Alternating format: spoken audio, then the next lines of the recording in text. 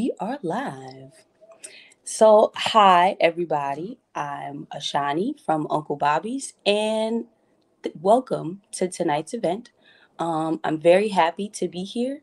Uncle Bobbie's is located in Germantown in Philadelphia, and we have two great people tonight that we will be introducing, and they'll be having a discussion followed by a question and answer at the end.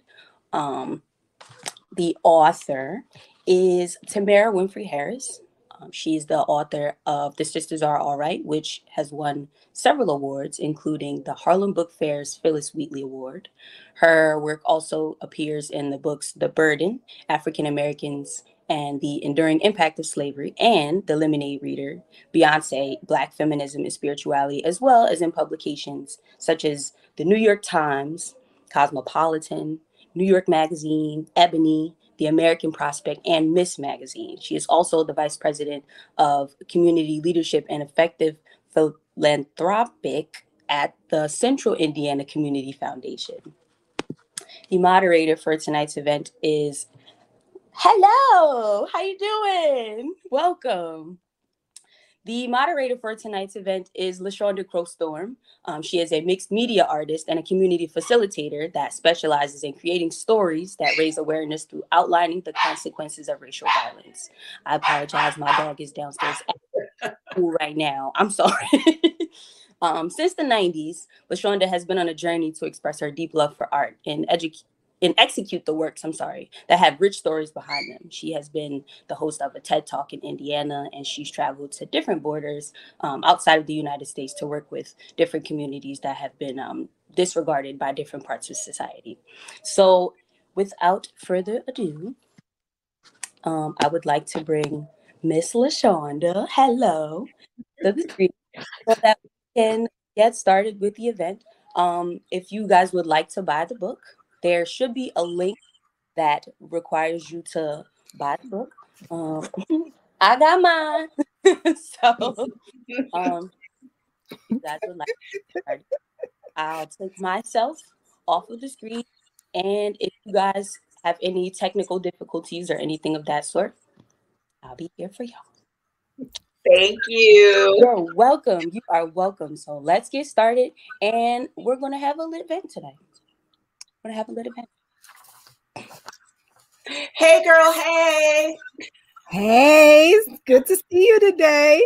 I am so excited to be here with you guys who are watching. Like, I was like, ooh, Uncle Bobbie's. I want this to be fun.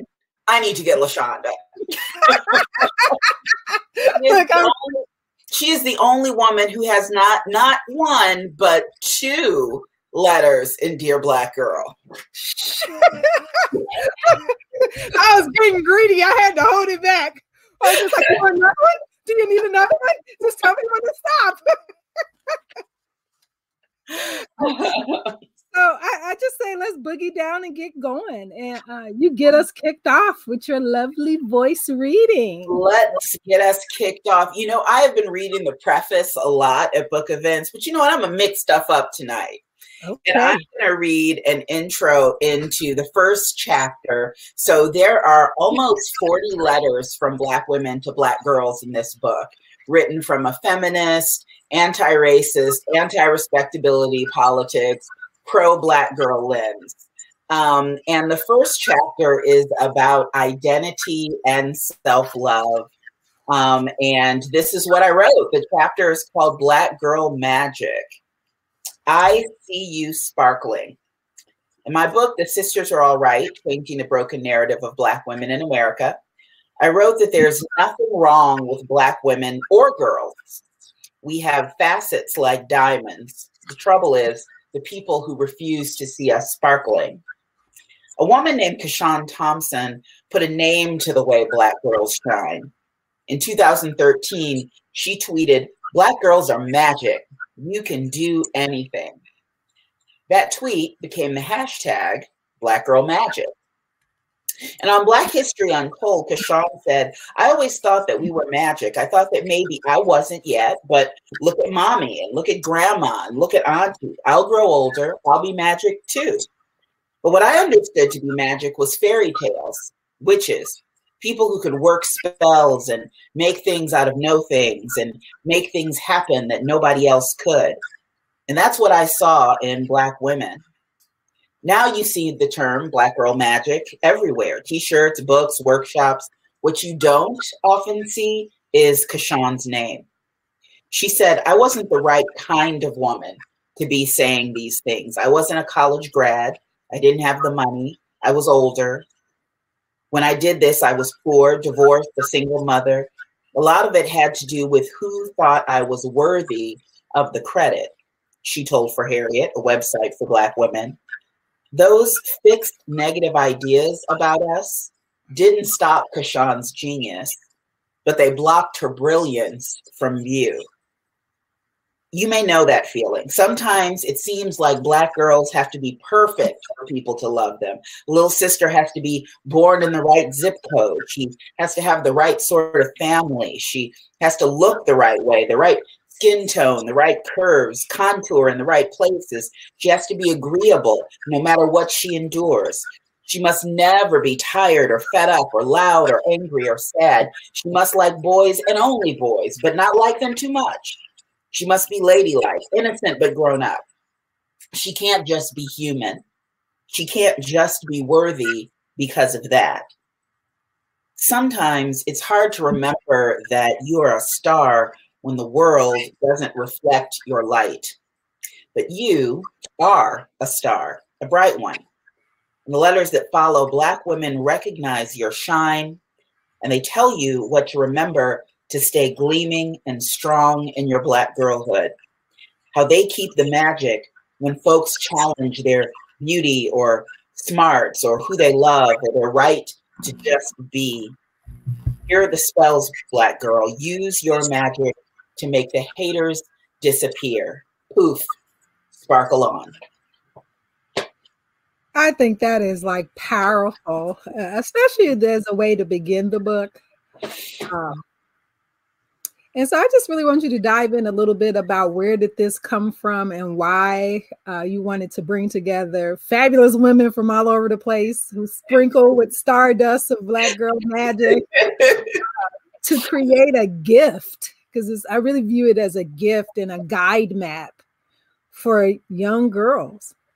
Thank you. So it was two things. Like there was one like larger thing, and that is that I was hearing from a lot of girls and young women that they felt that Black women weren't always the allies that we could be, and that sometimes some of those negative messages that they heard didn't just come from outside, but sometimes, you know, it was grandma who said, stay out of the sun because your skin is too dark or your hair is too nappy, or auntie who, you know, called them fast. And so, you know, I wanted something that would model the way that we can really support each other through vulnerability and love. Mm-hmm. And then more practically, I was doing a workshop with two dear friends, and I just thought it would be neat if the girls who were participating got to walk away with a letter. So I went to Facebook and just said, hey, I need 12 letters. Can anyone write them? And Black women showed up and showed out. And I got more than 50 from all around the world. And I read the first one and ugly cried. And I was like, this is not just a moment, like this is a movement. And the easiest way I thought to get these letters into many girls' hands was to write a book. I think that's fabulous. Is there one particular like story that you heard? Because I think, you know, I do community work too, that you hear so much, but then there's always that one thing that just like sticks to you that you just can never shake. Do you have one, maybe two stories like that maybe aren't in the book, but definitely triggered why you did the book? It really is in the book. So the first letter I got was, I mean, it was like, oh my gosh. So it's from this woman named Nicole Jackson. And it's not just because her story is interesting. She grew up in, you know, her family endured poverty. She endured the death of a parent, an addicted parent, two parents infected with HIV. She was a high school dropout. her life is very different now, which I thought was, you know, its own story and its own message. But it wasn't just that. It was the way she talked about always being there for Black girls being there with her, and her working to make a change. She wrote, "Know that you are not alone. You are not invisible. I see you. You are capable. You are powerful. You are worthy. You are part of a larger community. And with us, you are home. As Black women, we are not the exception. We are the norm. And I will wait for you. We will wait for you. I will build an infrastructure for you and keep the path lit on your journey so you'll never have to worry about finding your way again." And it was just this notion of us working to allow future generations to be better than we were. Not that we aren't awesome, but, you know, to make the world better for them and easier for them if we can. I agree with that. I think sometimes we forget that we don't get to be the ones that benefit, but we really work on behalf of the yet to be born. And yes. You just hope you could pass it off and be like, "Woo, hope you got it better than me." Well, yeah, I think the important part is not to, because I think too often we're like, well, I did it. I mean, you can do it. Or like, I endured it. I mean, my mama, daddy, whatever teacher did that to me and I'm okay. But they're not okay. Exactly. And when people make that comment, that's always my thing. I'm just like, but if you're okay, you would definitely, your first response would be, you wouldn't want someone else to go through that because you know how it robs you of your humanity. So why don't you go think about that for a little bit? So have you heard back from any of the girls? Like, what were their responses in regards to, I know it began first with getting letters the first time. What was the response to the girls had when getting a letter? I got a chance to deliver a bunch of letters to a girls group in Indianapolis, and it was so moving. They were a little shy, but they were also, one of them said, "No one's ever done this for me before."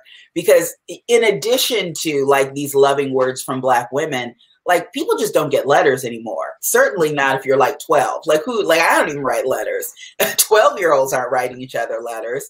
So it's so different from the way we communicate with each other now, you know, through texts and, you know, one letter replies.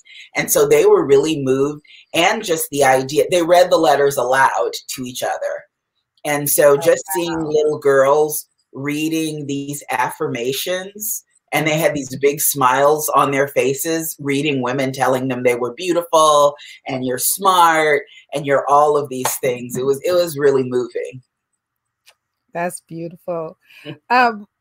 It's interesting that you talk about the affirmations, because it also reminds me, because we're in Philly virtually, of an artist named Faith Bartley, who does something very similar for folks coming out of prison, where they actually take their records and shred them and remake new paper and write an affirmation to themselves on the paper.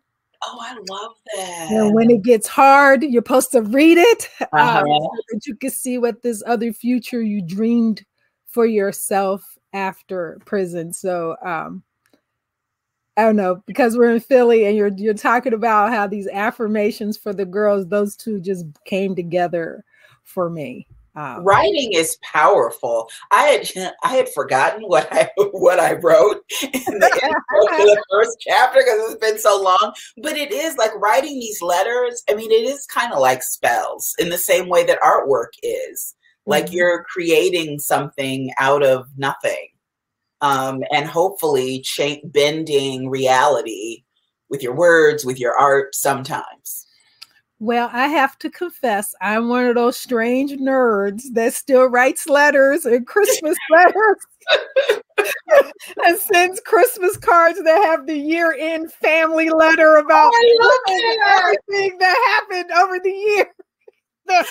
And I just love it because I'm like, even if I don't get to talk to you, don't text you or whatever, you know, sometime by the end of January, you're going to get this whole thing that has updated pictures with the kids' growth charts on it, all kinds of stuff. And I just so love it. I just love it. And I think we need to bring more letters back. Yes. Just put in the chat. I don't know about you, but when I was younger, I actually had a pen pal. Yes. I had several that were around the world and they have a dictionary trying to translate. Yeah. I don't know what I got, but I thought it made sense. And I just think we need more of that. Old school, like pen and paper, put it in the mail, see where it goes and get something back. So I just think it's beautiful. So how did you go about like selecting who you would ask to write letters, how you thought about what would be the chapters or the segments where the different letters would be, or did that come after you saw what you got? So it was two things. Like I took some from that original batch that I got because they were amazing, but most of those were general inspiration or advice. And I didn't want that to be all of the letter. I wanted the letter to, well, two things. I wanted Black girls to recognize themselves in all the ways they show up in the world. So in the book. And I wanted to address some things that I know Black girls experience. You know, we know that Black girls are, you know, more likely to experience sexual harassment, 60% before they're the age of 18. To not address that, to me, would be ignoring part of the lived experience of Black girls. And so, you know, I had original letters, but then I purposefully, proactively went out. I needed a letter from trans women. I needed a letter from biracial woman. I needed a letter from a woman who had experienced incarceration. I needed a letter from a woman who had experienced adoption. And then there were just some really cool, righteous women, like, say, LaShawnda Crowe Storm, that I just felt needed to be in the book. So, well, thank you. You know, like I can't wait till we get back in person, because I could just see how this becomes like a vagina monologues type thing for Black girls that all around the country. So I'm just putting it in your ear now so you can start planning it. Working with girl groups around the country, that there would just be this readout and food and love fest on Black girls, and it would be so powerful. And my dream is, like, I think it's important that, I mean, even though there's some women in the book who are doing amazing things, like they're writers, they're artists, for the most part, they're everyday women, you know, you might run into, like, Beyonce isn't in the book, but if she wants to send a letter, Beyonce, I see you. But it would be nice to have an event with a mix, because I think there would be something powerful in women that girls recognize writing affirmations to them, mixed with the women who are around them every day, like standing on stage, reading this message. This is my message to you, you know? I think it could be powerful. Okay, so you let me know when you want to do that, because I'm down. All right. I'm down because, you know, my extra favorite. But we need to, I just love all of that. Do you have a favorite letter in the book? And I know you're going to say, I love them all, because that's what you're supposed to say. But like, which is one, if you think about what's happening today, is like kind of imprinted on your heart at this moment? So it's a letter and a chapter. So it's the letter from Nicole Jackson that I shared part of. And then it's also, I like the family chat. The family chapter is my favorite. There are a lot of good letters in there. And just, you know, the Black family is so important, but so denigrated. And it's denigrated for the ways that most Black families don't necessarily fit the Ozzie and Harriet model of mom, dad, 2.5 kids, dog, cat structure. but you know, even sometimes people in our own communities denigrate our families for the ways they don't fit that mold. Yep. And I want girls to know that if they have people around them that love and support them, that hold them and hold them down, then they have a family, whether that's biological family, whether it's grandparents, whether it's, you know, chosen family and friends. I want them to understand that the people who support them and the people that they call family are not deficient. So I really like that chapter as well.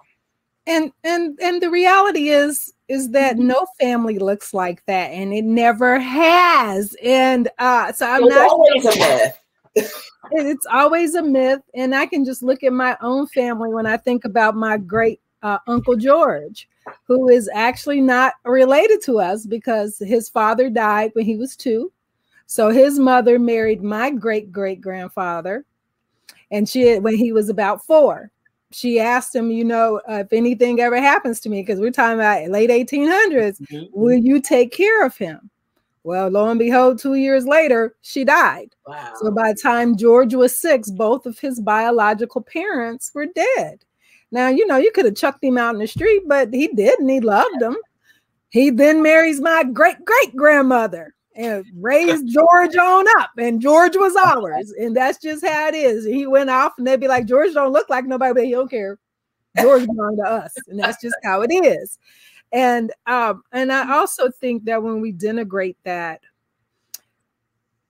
we disrespect our particular struggle, how we always remade family and loved each other, whoever was there, because your children might have been sold. Or you might have looked up one day and somebody else's child in your house, and you had a choice there to either love or disrespect. And we often chose to love. Yes. So to not embrace that, I think in some ways becomes the example when we talk about where is our village is gone, is because some of us turned away from the village and stopped seeing that we should be taking care of all of each other all the time in the way that you can, even just at that quick moment that you have the ability to step in, and maybe your step in is the difference between life and death, the good path or the bad path. But it doesn't mean that you've got to be an adoptive. It doesn't mean any of that, but it does mean we can recreate the village. But the moment we started that, we've got to be this 2 point, whatever the stats say, which are lying anyway. We lost our village because our village never looked like that. Not even when we was on the continent. It didn't look like that. And it's another way to denigrate Black women, because Black women are the heads of the majority of households. So it's denigrating these women who are working day in and day out to love their children as best they can, to make a way as best they can, and making their efforts insignificant, and it's demeaning. And it makes girls feel bad. Unless that, you know, I was talking to a group of girls that went to a mostly white school, and they talked about, you know, one of them started crying, like the way teachers will, you know, is your dad in the home? Are you? And she's like, I do have a dad. He may not be in my house. I live with my mom and my stepdad, but my dad loves me, and he lives across, you know, town. And even if he didn't, you know, it's a way of demeaning women, girls, Black children, Black families altogether. And it's so rooted in white supremacy, and people don't even understand that. That if you want to understand why so many Black women are the head of households, let's begin with the stuff about mass incarceration, and then we can work our way forward from that.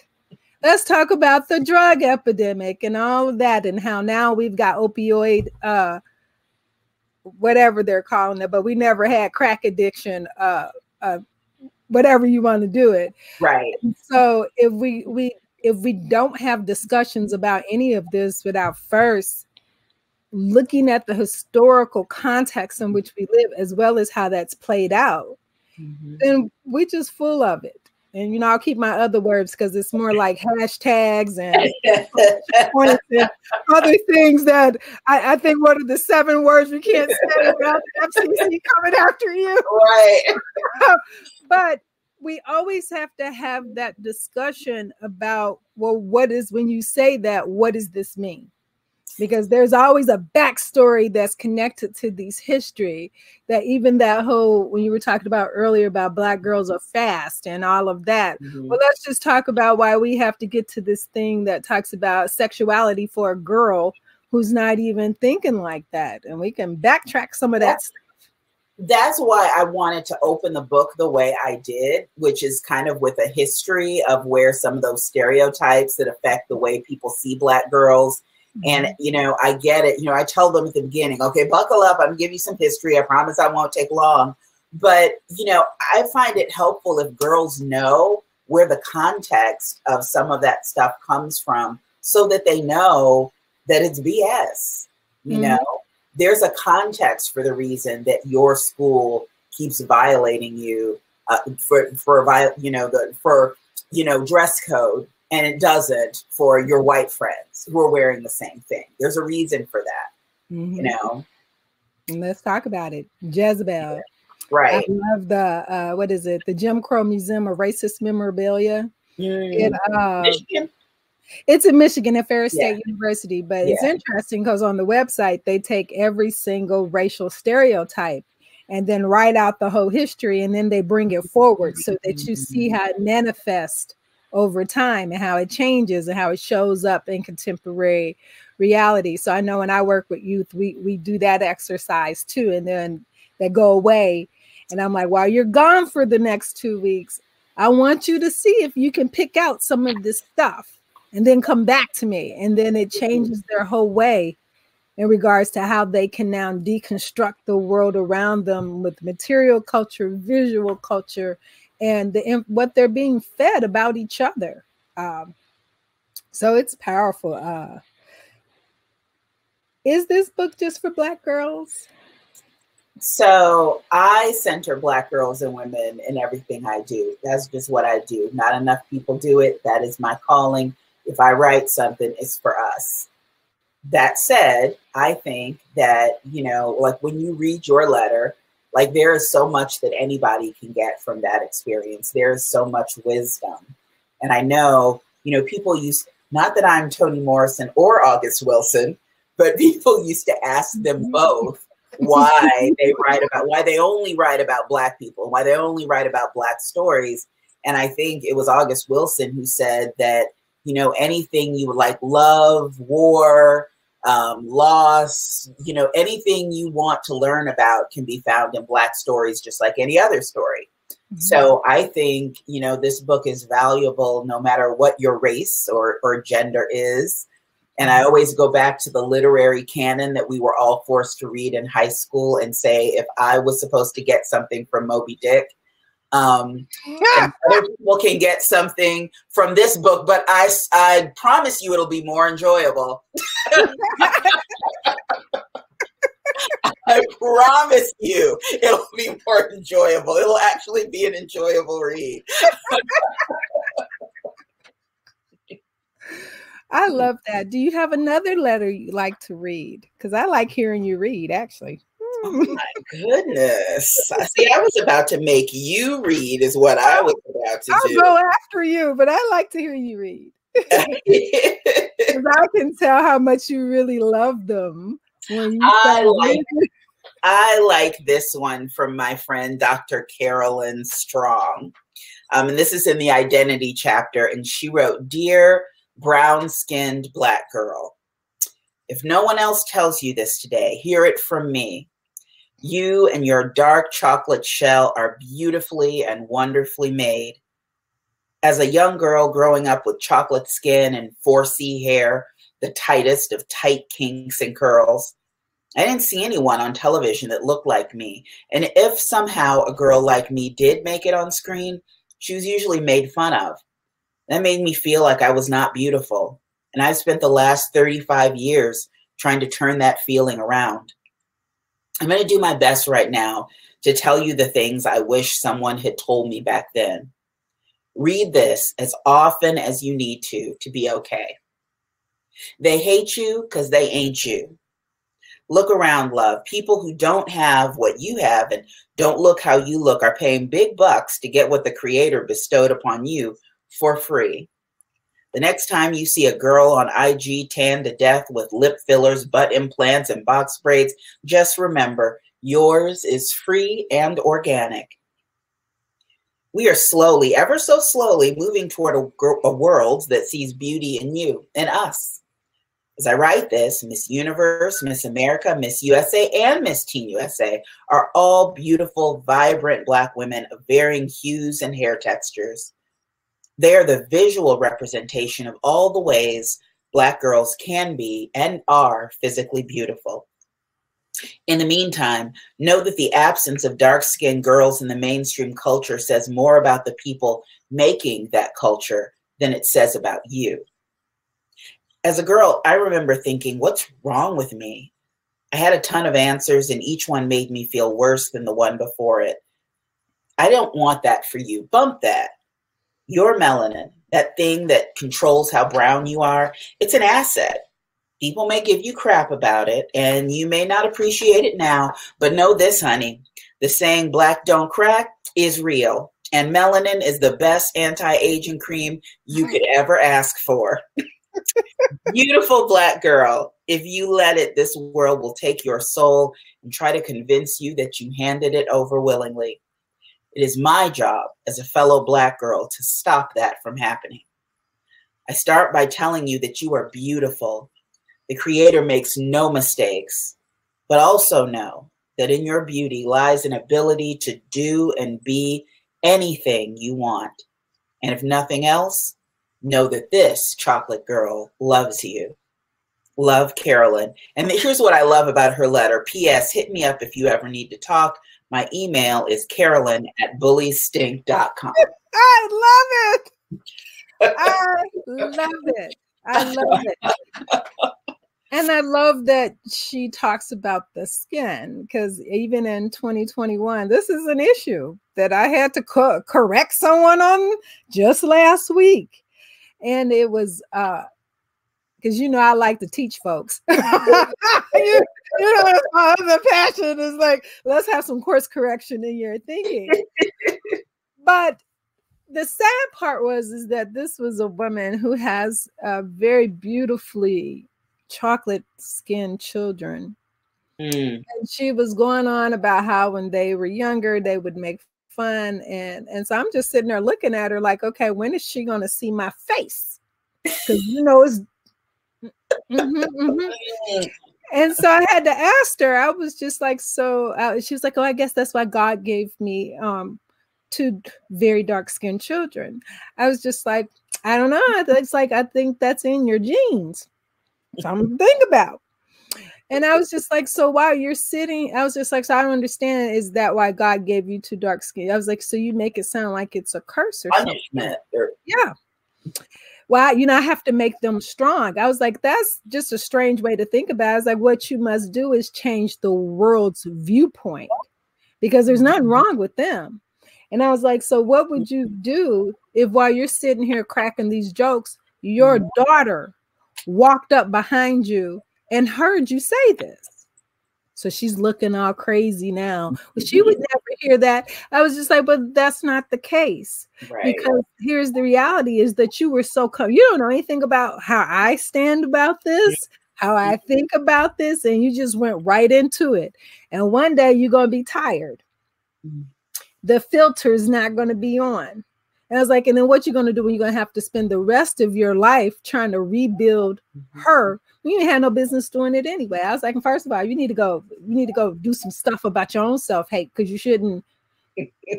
What you doing? Because you are a shade darker than I am. So I need you to go home and think about that, because we can't our kids can't be playing together if this is what they're doing. We can't do that. You know, I did this thing with another wonderful woman, Lisa Butler, who contributed a letter to the book.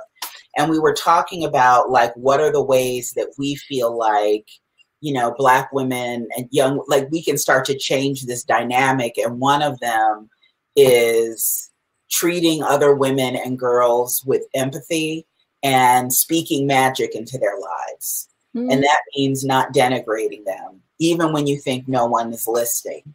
But especially when you have children, they're always listening. So it's one thing if you tell your daughters and your nieces and nephews that they're beautiful and Black girls are magic. But then when you think they're not listening and you're on the phone with your friend, then you're saying something very different. And, you know, you can very easily say something that you then have to walk back depending on your girl's experience. So, you know, think about the way you talk about Black women and girls, especially ones who make mistakes.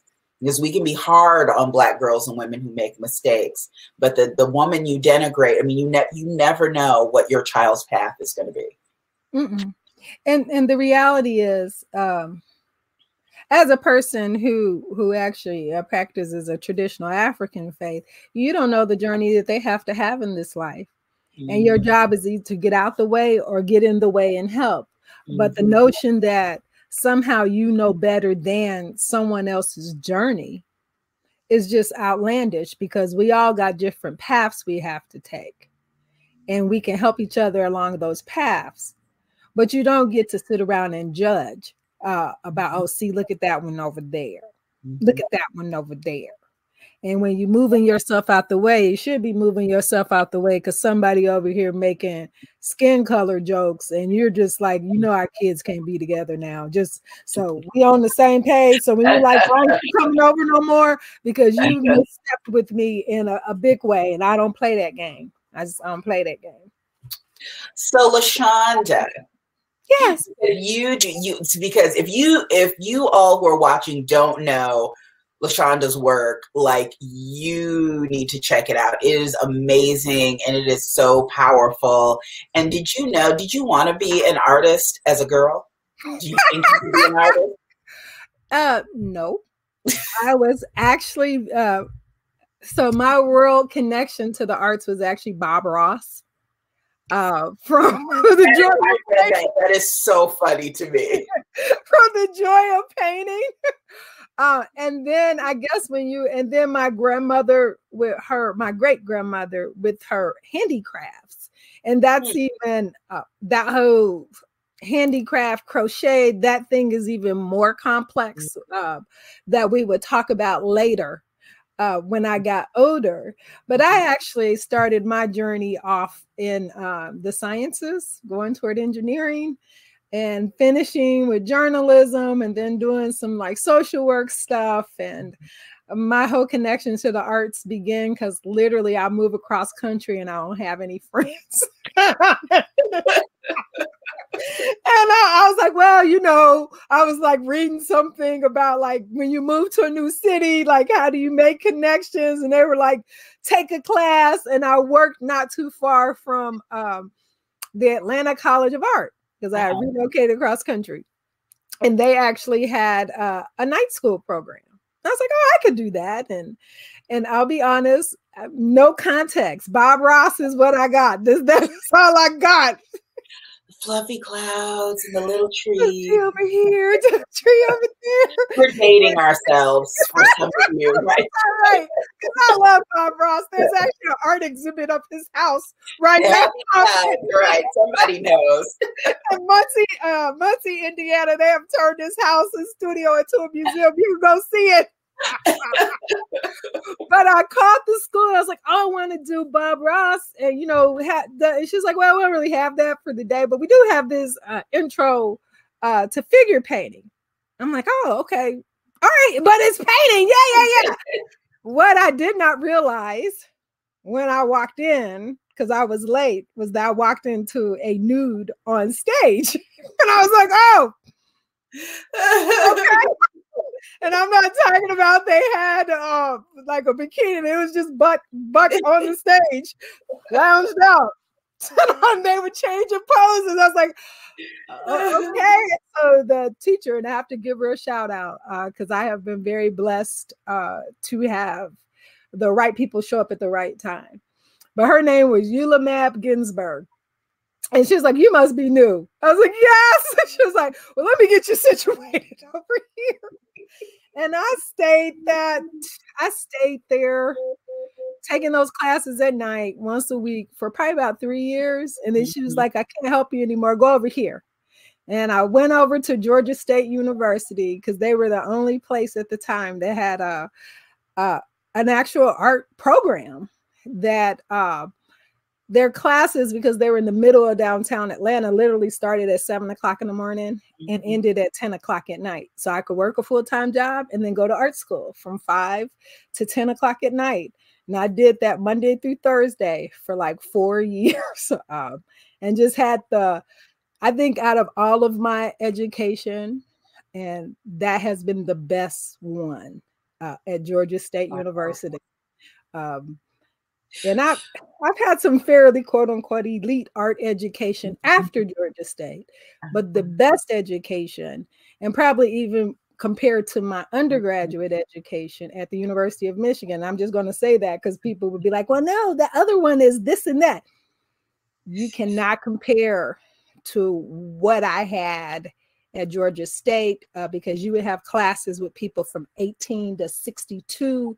So you had this breadth of just like life experience and all of it together and all of it like sharing osmosis back and forth is fabulous. Fabulous. You read your letter, what you told girls about becoming an artist? I will. Let me see. Let's make sure you hear me. So, dear Black girl, have you ever hidden a part of you from the world, refused to speak your dreams out loud for fear that others will laugh at or discourage you? If so, I've been there too and can tell you it will be all right. You don't have to be the best when you start this journey, and there is no age limit to start. There is no correct way of following your dreams. You simply must make the choice and then start down the path. I am an accidental artist. I didn't grow up making art. I didn't live in a community that said the arts were important. Living primarily in a rural area for many years, I can't even tell you when I picked up an art book or went to an art museum. For me, the world of art was connected to a PBS show called The Joy of Painting with Bob Ross, and the handicrafts made by my great-grandmother, quilts, crochet, ceramic figures of angels and garden gnomes. That pretty much summed up my exposure to the arts. Fast forward, and years later, after becoming a full-fledged adult, I found myself friendless in a new city after moving across the country with $700 in my pocket to start a new life. I took a painting class at the local art school at night to meet folks and scratch an intellectual itch. It was a figure painting class. This was completely backwards from the traditional way many artists are taught. First drawing objects, then drawing people, then painting objects, then painting people, the figure. So not only did I have zip skills in painting, I was starting this whole art journey completely backwards. That first painting class was a complete horror show. I didn't care. After the first class, I was completely and utterly hooked. I had found the thing that had been missing from my life. For years, I went to that art class after work until one day my instructor told me that I needed more than she could offer. She sent me to a new teacher at the local college. You have potential, he said. And for the next 4 years, I worked all day and went to art school at night 4 days a week. In time, he too said it was time to move on. I then took the leap of faith and applied for graduate school. Many said I wasn't ready. I wasn't good enough in their own sly ways. It would sound like this. Well, if you think that type of work will get you into graduate school, you're applying for grad school? That grad school? All of that is code for not you. Others helped me figure out the process and present my work in the best way possible. I got in and never regretted the decision.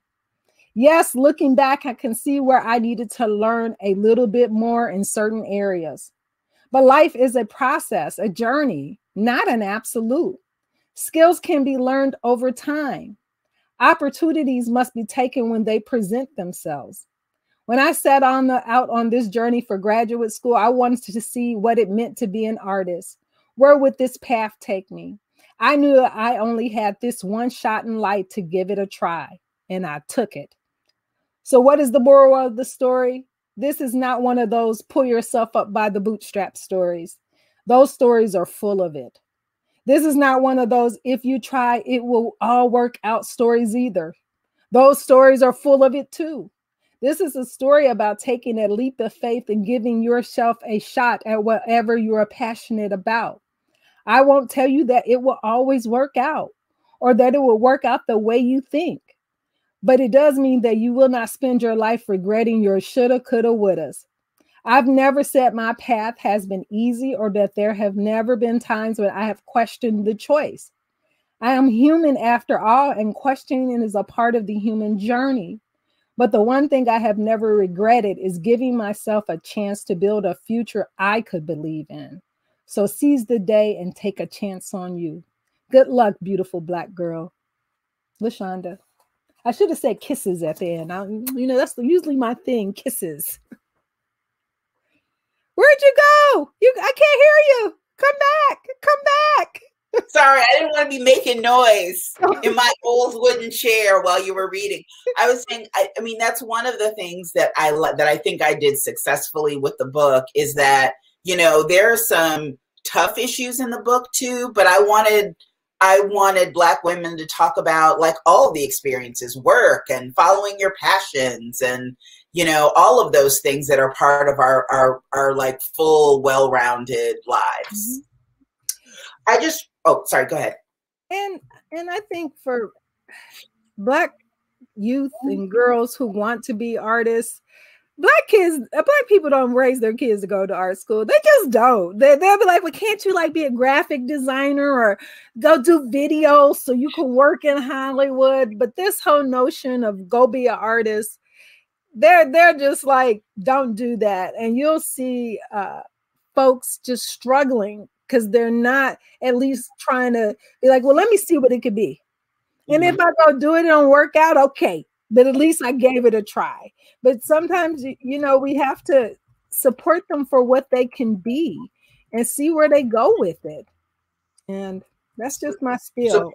Support our dreams. They may not look like other people's dreams. And there's a privilege to being able to be a writer and to be a visual artist and all of those things.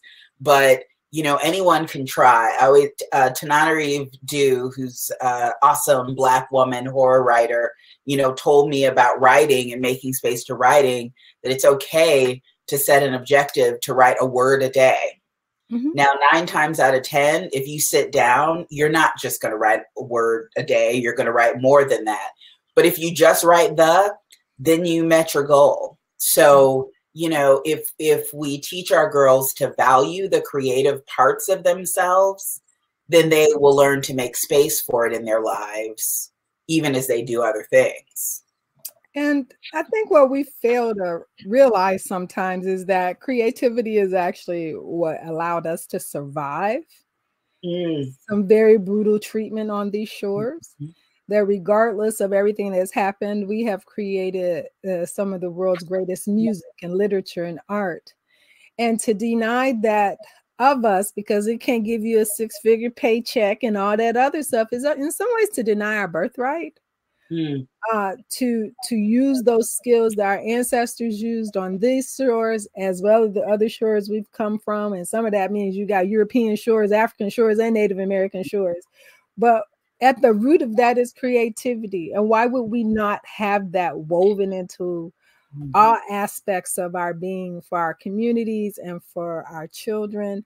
For many years, I was also a youth mentor, and writing is literally sometimes the vehicle to survival when we can catch one of our youths on the verge of suicide, and we can step in at that moment, that we can let them work out whatever's happening with their artwork.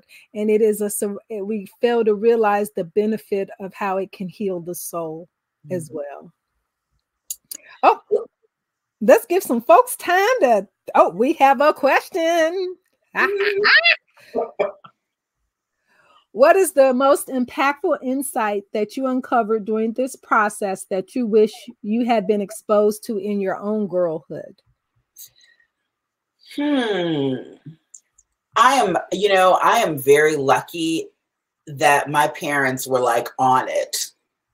So, they raised me to believe that I could be anything. But, the one thing, I didn't write a letter. So my way of writing letters were writing the messages that were wrapped around the letters. But if I did another volume of this book, one thing I realized during just the process of getting it done is that I would write something about achievement. And for all those Black girls who are overachievers, that it's okay just to sit down sometimes. And you have value even if you aren't, there's something about us learning that we have to be 2 and 3 times as good that can sometimes make us dash ourselves on the rocks, trying to achieve things. I know a lot of Black women who do a lot of stuff all the time and are always going and are always tired. So, I think that was a personal realization that I had that I would want to share with other young girls. Well, I'll just to put the plug out there for a community that maybe we'll have more letters to Black girls. Yeah. Do we have any other questions from our community? I actually had a question for you, Tamara. From personal experience that I had, I went to an urgent care at one point for having really bad migraines. And doctor, she was a Black woman. And she came to me and my face was so red and puffy. And she was like, "Baby, what's wrong?" And I was like, "I don't know. I'm stressed out." And she grabbed my face and was like, "You have to relax." So my question is, what made you choose this cover? Because it was so, as soon as I saw it, I thought of the doctor's face. I'm like, oh my goodness. This is it. Do we as Black women, do we need somebody to like grab our face and tell us to relax? That's so awesome. I made a vow with my first book. It was illustrated by a Black woman artist, Adie Roberson. And I just said, as long as they will let me, I want all my book covers to be designed by Black women artists. And so this one was designed by Monica Anonu. And so she's a graphic artist. And I just told her, I gave her like an unedited galley of the book and kind of told her the feel I wanted. And that's what she came back with.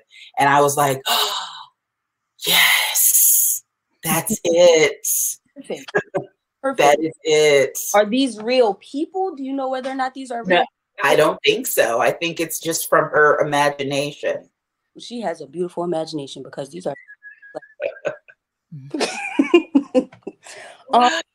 if anybody had any other questions, now I would love to close us out with the epilogue. And I'd also like to remind people after I say, oh my gosh, thank you, LaShawnda. I want you to be at all of my events because it's awesome talking to you. It's so much fun. And I also want to let people know that if you go to TamaraWinfreyHarris.com, which is my website, there's a free downloadable reader experience kit that has additional questions. So if you're reading this book with a girl and you want to delve into some other questions about the themes and chapters, there are some hints that I put together with an educator and a psychologist on how to have good intergenerational conversation. Because, there's a power imbalance kind of, when you're a mom and they're a kid and you're saying, be honest. And you're like, you get in trouble about, There are some really awesome paper dolls that are so cute. And a really dope playlist created by 17-year-old Peyton Thomas, which is awesome. And the whole thing, it looks great. And it was designed by Poche Design, 2 other fabulous Black women. Before I read this, LaShawnda, what are you doing next? Well, I don't make happy artwork. We don't have happy the trees and my stuff are not happy. Go on, tell us what you're working on. I'll end on a happy note. Oh, okay. So, for 20 years, I've been running a series about the history of lynching, and we utilize quilting to create space where community gathers to sew quilts about lynching. And so the very last quilt, because, you know, sometimes I'm like, you know, it's 2 decades. What do you mean we've been making these lynching quilts for two decades? What do you mean? That's like older than the kid running around my house that if it was a living, walking human being, it'd be graduating college right now. Right. But we are actually, that one is called The Making Quilt. And it's a really long, drawn out story about how it came in a dream from someone else. And we've been gathering imagery and all these things for 20 years for this quilt. This is actually some of the hand-dyed fabric that will be used for this quilt. But we actually start that quilt next week on April 8th. So if folks want to go to the website, you can still like look at how you can contribute from afar, because we always build in the quilts processes to create space for community, especially now since we're traveling. So since we're in COVID, we can't walk. So it's just really nice to see 2 decades start to kind of come to a close, which is fabulous. Look at the lynchquiltproject.com. LaShawnda put it over in the chat. Also reclaimingcommunity.org.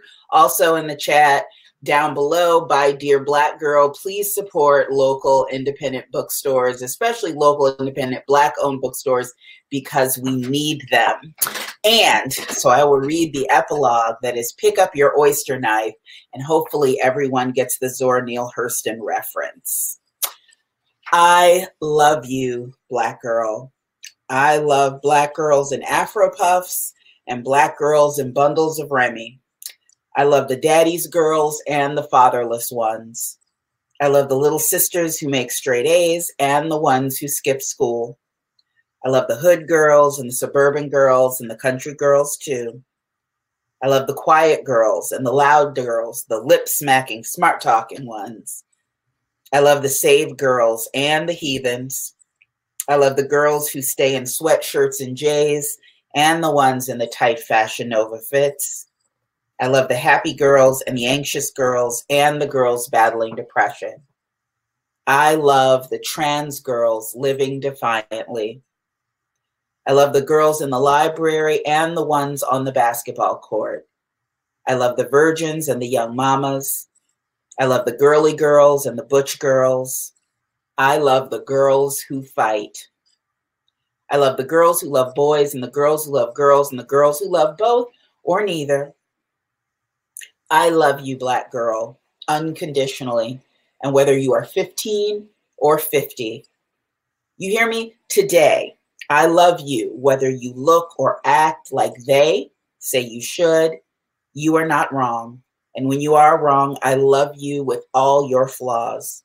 No matter what choices and mistakes you have made, no matter where you live, no matter what you look like, no matter what thing has happened to you.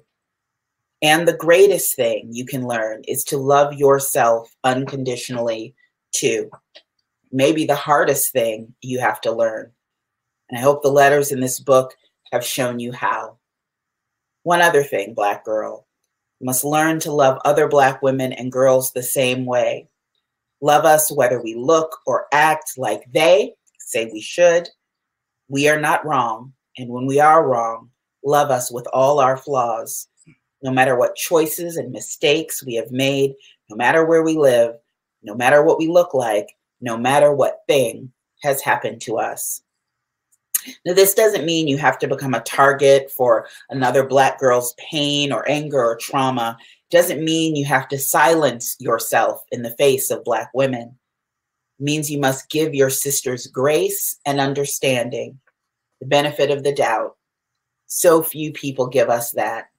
We owe it to each other. We have to acknowledge each other's humanity, even, maybe especially, when we are walking away. I hope the letters in this book have shown you how to do that too. Because we are sisters, Black girl. We have to take care of ourselves and each other. You are me, I am you, and we are all right. Inside each of us are tiny pieces of our foremothers. Sarah Boone's ingenuity, Danielle Luna's unforgettable beauty, Toni Morrison's incomparable wisdom, Mamie Till's fierce love, Aretha Franklin's creativity, Marsha P. Johnson's fearlessness, Harriet Tubman's will to survive, Katherine Johnson's genius, Michelle Obama's grace. Black girls are made up of all that magic, birthed in the African sun, baptized by the Middle Passage, and burnished by America. That is a power no one else can claim, just us. We are sisters, you are me, I am you, and we will get free together. Zora Neale Hurston, a great Black woman writer, once said, I do not weep at the world. I am too busy sharpening my oyster knife.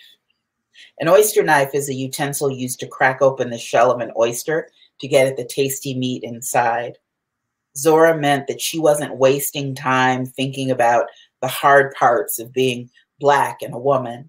She didn't care what other people said about her. She was busy trying to get at all the good stuff life had to offer. Celebrate your Black girl life. Celebrate us.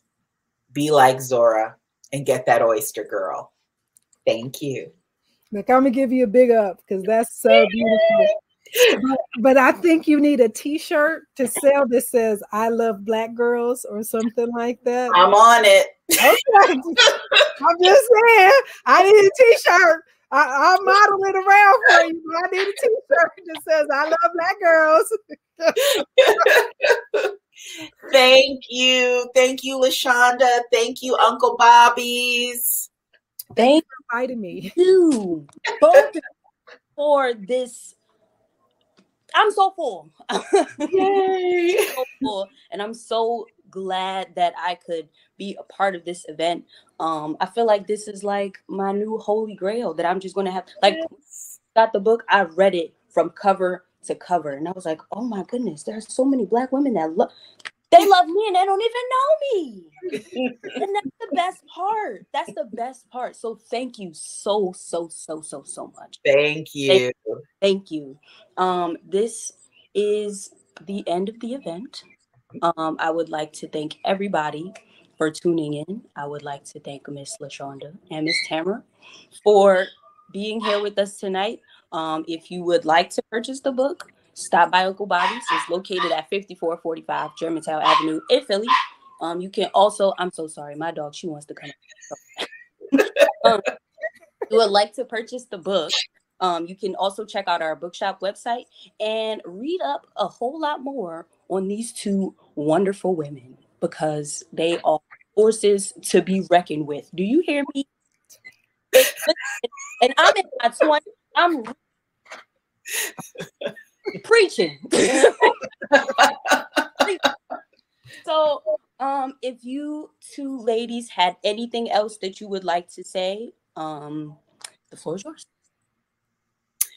Love the Black girls and women in your life. Love them well. Be a nerd. Live long and prosper. I'm here for it. I'm here for it. Thank you for introducing me to Uncle Bobbie's. I will be on Sorry. Star Trek Discovery, if you haven't discovered it yet. This is why I love us.